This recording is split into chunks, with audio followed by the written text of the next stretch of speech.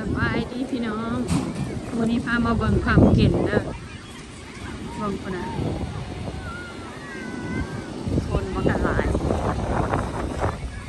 พาเด็กน้อยมาเบิ่งความเก่งพามาเบิ่งเด็กน้อยเล่น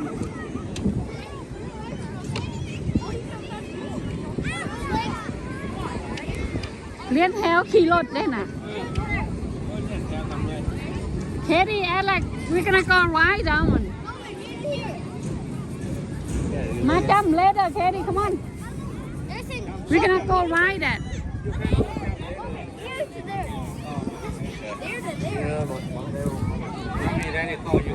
Go.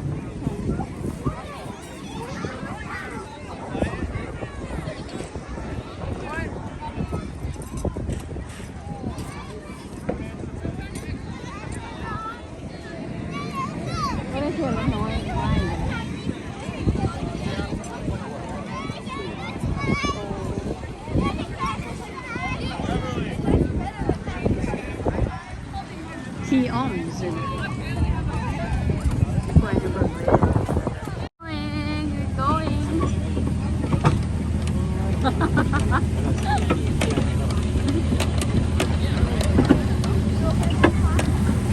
ความอร่อยความเบิ่งปากสลิด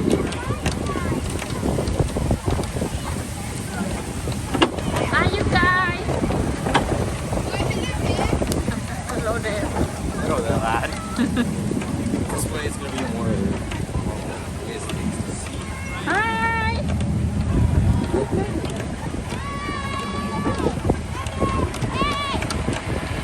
Rolling tunnel.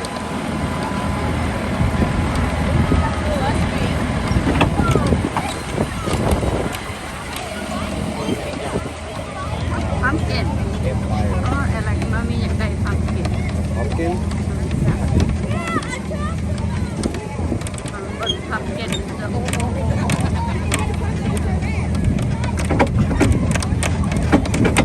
น้อยนะจุ๊บไปกับขี่เกียร์ขี่รถไถนาถ้าตัวหลายแถบความเก็บลาดความเก็บลงมาโอ้ยกองจับ